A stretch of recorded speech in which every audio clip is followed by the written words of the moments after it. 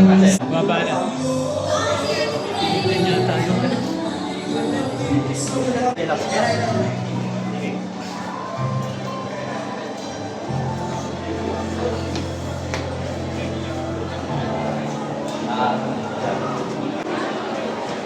Maganda mo siya.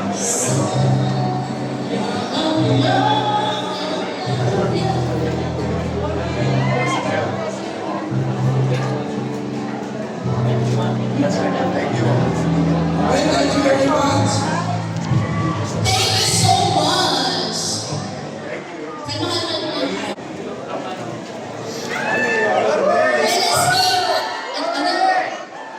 Let us give our hands to our Mayor Norman Pastor Matos and Vice Mayor Chia Chensa.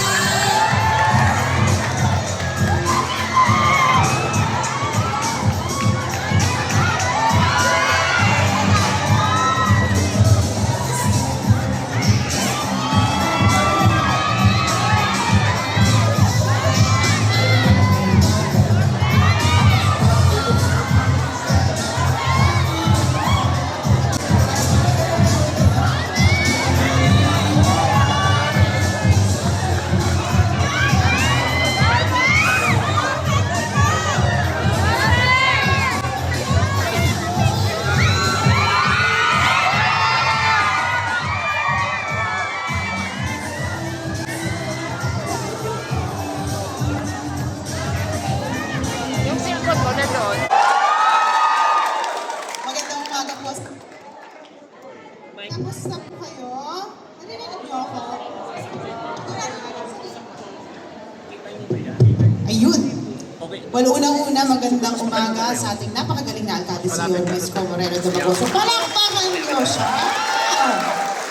Dahil kung wala siya, walang ganitong programa dito sa Maynila. But nevertheless, magandang umaga rin kay Sir Paul John Ramos, ang Acting Director TESDA Manila na sumusuporta sa atin. Palakpakan niyo siya. Si Ma'am Esther Ferrer, ang OIC ng MMDC. At ang ating napakagaling na hindi na natutulog, si Direk J. De La Fuente ng MDS. Hindi lang livelihood ang ginagawa o iniisip niya, kundi tulong rin sa lahat ng mga nasasalanta ng kung ano-anong sakuna. But anyway, nandito ako, first and foremost to say that together with Yorme, we are very proud of you. Na marinig ang mensahe ng ating alkalde. Gusto ko lang malaman ninyo. Even the time nung ako'y nagpaplanong tumakbo bilang konsehal, talaga ang pinapanalangin ko ay mas paigtingin ang livelihood program dito sa Manila. Dahil sa lahat ng nangyayari sa buhay natin, the only way to equip you is kung marunong kayong tumayo sa inyong mga paa. Hindi kailangan ng malaking investment o puhunan. Minsan ang puhunan natin ay ating mga sarili at ang ating determinasyon na magsucceed sa buhay.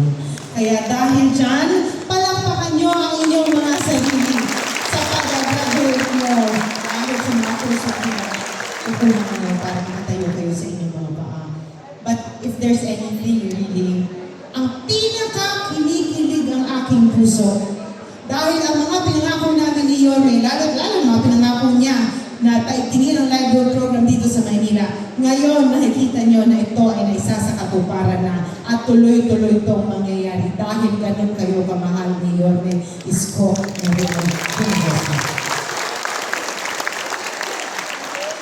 At bilang advocate ng livelihood, bilang vice alkalde ng ating napakagaling na alkalde, bilang presiding officer, makakaasa kayo na susuporta ako ng buong buo pagdating sa livelihood program ni Yorme Isko Moreno de Bagoso. Dahil lang gusto namin, balang araw, pagtapos na ang lahat ng mga ito, legasiya namin ang buhay niyo na nagsucceed dahil sa tulong ng gobyerno dito sa Manila. Maraming salamat po sa inyo lahat. At lagi kayong mag-ingat at sana naway gawin yung kayamanan kung ano man ang natutunan niyo ngayon. Dahil yan din ang susi para sa kayamanan ninyo balang araw. Maraming salamat. Manila! God first! Thank you so much, Vice, for inspiring us and congratulating our graduates. Salamat po, Vice. Muli po, magandang umaga sa inyong lahat. At sa umagang ito, pinakahihintay po natin, ibinibigay ko po sa inyo ang tao na tunay na may malasakit at pagmamahal sa ating lahat sa Maynila, ang alkalde ng lungsod ng Maynila, Yomel Isko Moreno Cucurso.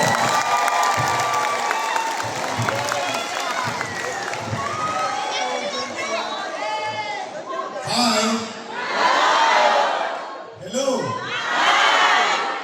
Isa sa inyo, parang walang crisis Ay, maraming salamat. Palampakan natin si Director J. De La Fuente.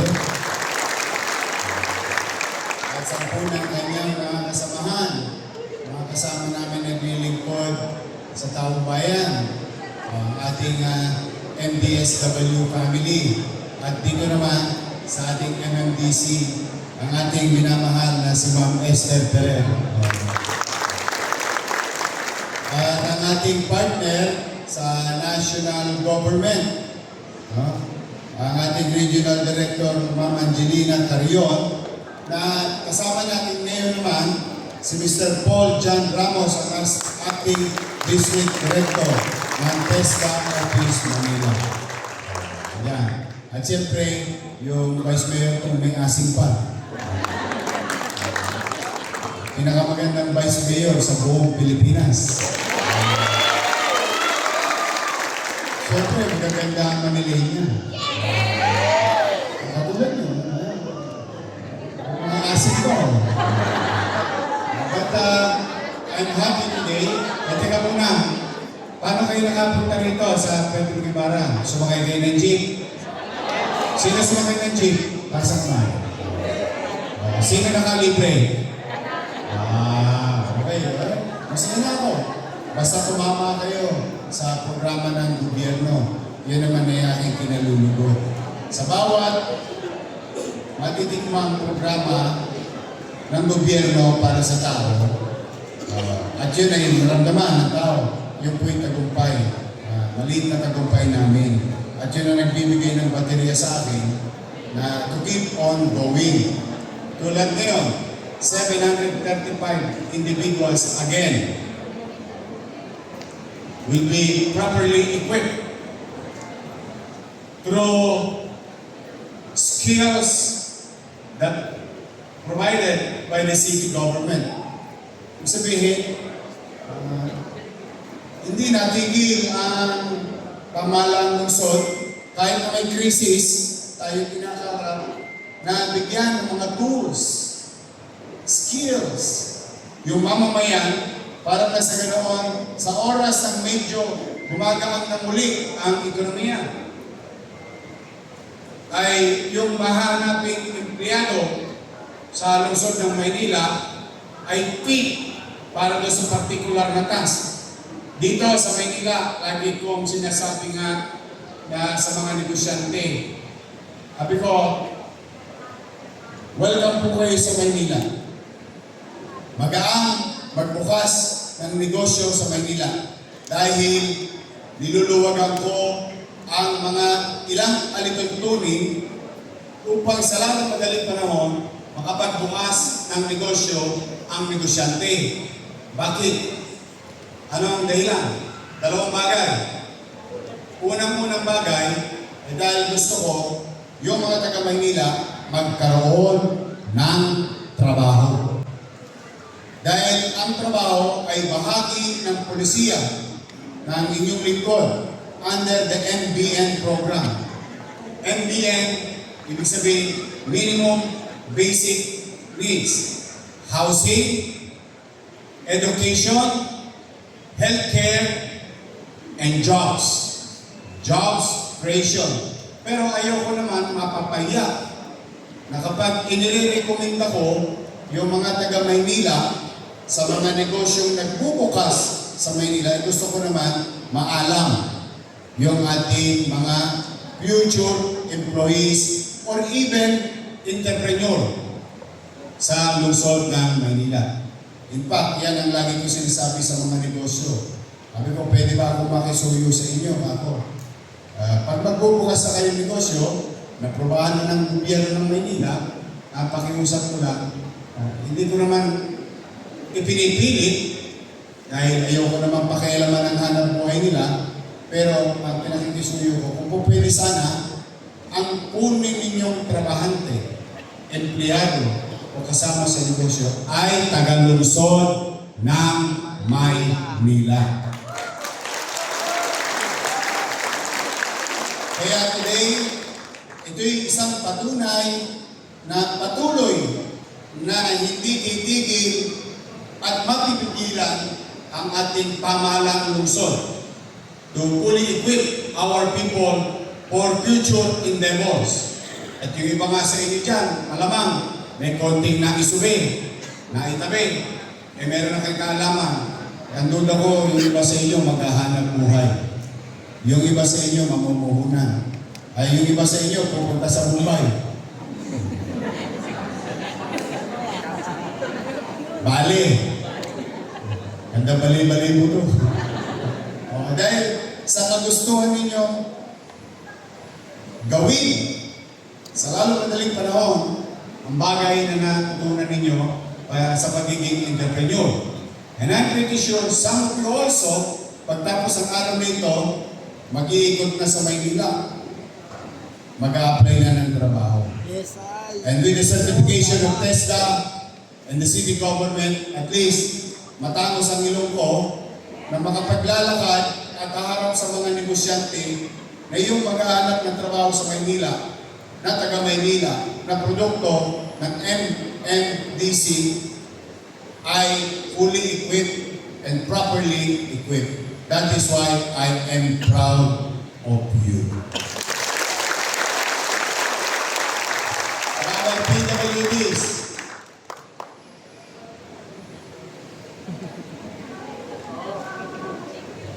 ayan, sa Maynila, senior citizen pwede magtrabaho. PWDs pwede magtrabaho. May equal opportunity because that is the policy of yours truly. Yan ang talagang medyo, medyo pinanggigigilap ko yun. Gusto ko lahat magkaroon equal or patas na pagkakataon. Kaya, sana someday, pag nagamit nyo na yung natutunan ninyo, whether sa trabaho o sa paghahanap buhay, huwag nyo sasayangin yung opportunity. Eh, galingan ninyo. Happy ba kayo? Yes! Talaga? Yes! Sulit ba? Yes! Nung napasok ka? Nung tumila ko? Yeah, there are so many things that we have experienced, but I'm really happy. Chichi and I, and the entire city council is very happy and proud to each and every one of you. Now, but in the same manner, we are grateful to our partner, TESDA. Palakpakan natin ang TESDA. Hindi lang natin sila partner to provide skills. Aba, talaga naman. Sana to, mabasa ng ulan to mga to. Para dumami pa. Inabot niyo ba yun? Gremlins. Pero ito yung gusto mong dumami na mabuti. Sapagkat ang TESDA po hindi lang katulong ng Maynila at mga batang Maynila to provide skills in equipping our people. Sila po ay tumulong din sa atin. Kumulang 1 milyong piso ang donation ng TESDA sa atin. Kung nakikita niyo yung mga gamit na yan, nakaraan, binigyan din tayo. O ngayon, binigyan tayo ulit. Arabi ko nga, sana umulan naman yan. Para paglabas ni Jan, dumami siya. O yung iba dyan, magagamit naman natin saan? Palawak na ng palawak itong programa natin ito. Pati sa Boys Town, magsisimula na rin tayo magturo sa mga batang Maynila, tangan-tangan ng inyong pamahalang lungsod at pinangangalagaan ng ating Manila social welfare. Kaya sa inyo, sa mga magulang ninyo, ewan ko lang kung may jowa kayo. Meron? Sino ang walang jowa? Asaman? Gusto nyo? Ayuda, jowa?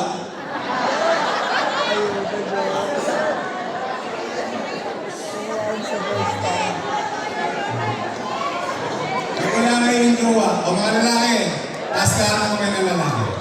Taas lahat ang jowa. Okay, masyadong madali. Mahalan ka ta sa theater. Ang hirap ng buhay ngayon. Oh, but, yung kidding aside, pumanatag kayo. Crisis ngayon, nakita nyo, nakaisip ang inyong pamahalang lungsod. May kita ang driver, may kita ang operator, na bentahan ng gasolinahan. Higit sa lahat, walang bayad sa pamasahe ang taga-lungsod ng Maynila.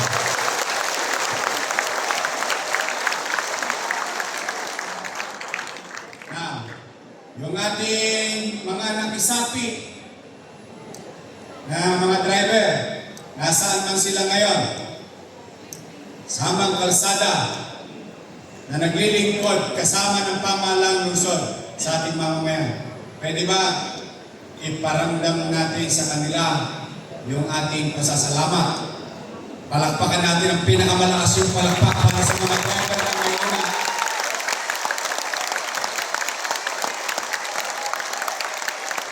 Ang jowa mo, driver na.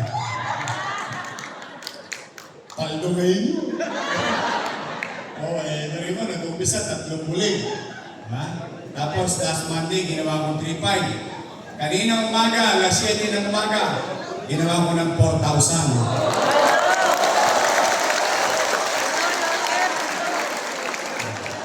Kaya naman naman, nakikita kita sa Santa Mesa mamaya. Diba sa Quirino. Gusto ko lang kasi kayo, and I want you to be proud of yourself because I am proud of you. And I'm really happy. I'm really happy that good things will come to you later on, if not later on, in the near future. So for now, manatag kayo, I will do my best. Tandaan ninyo, nakaraos nga tayo ng pandemya eh. Yung anong pandemya? Dilat na ang mata mo, takot ka pa sa kalusugan mo. Tama ba? Nakatawid tayo. 8 buwan, walang nagutom sa Maynila noong panahon ng pandemya. Ngayon pa kaya, gas lang yan. Bumibili nga kami, Red Doors eh. Walang laban niya sa gin. Mas matapang ng gin, high octane. But kidding aside, we will survive. Lahat ng bagay may katapusan. Ganun din ang problema sa buhay. But for now, we, people, government, national and local, and private sector must come together. We must come together. Kailangan natin magbalikatan, mag-atangan, tulong-tulong. Because at the end of the day, nobody will come to our country and help Filipinos. Tayo lang, kapwa Pilipino, ang tutulong sa kapwa Pilipino.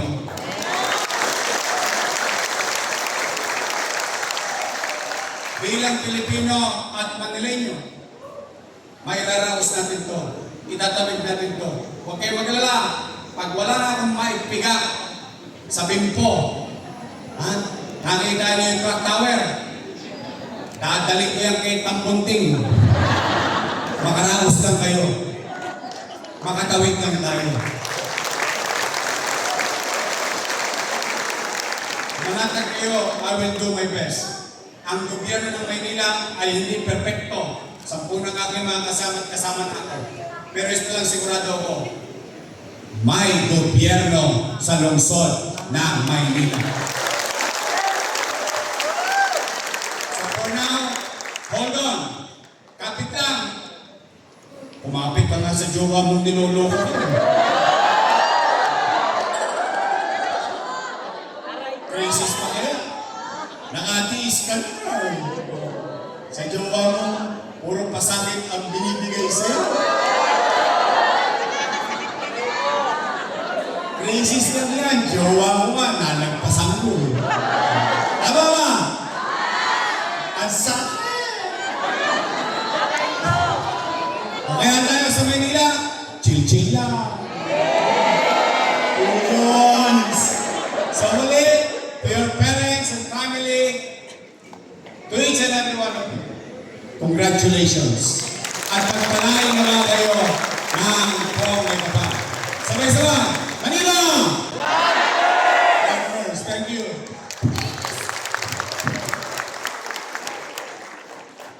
Nakalimutan ko. Isa lang. O pag-uwi ninyo, sigurado ako may makakain kayo. Lahat kayo may tatanggaping grocery. Thank you so much, Lord. Okay, before we continue our practice, this will be used for the training and the livelihood support for the wards and residents of Manila Boys Town Complex under the Manila Department of Social Welfare. May we request our special guest, Honorable Mayor of Francisco Moreno de Negosio, Honorable Vice Mayor Angela Leite Atienza, the Acting Director of TESDA Manila, Mr. Paul John P. Ramos, and our Manila Department of Social Welfare Director, J.R. Lopete, for the protocols.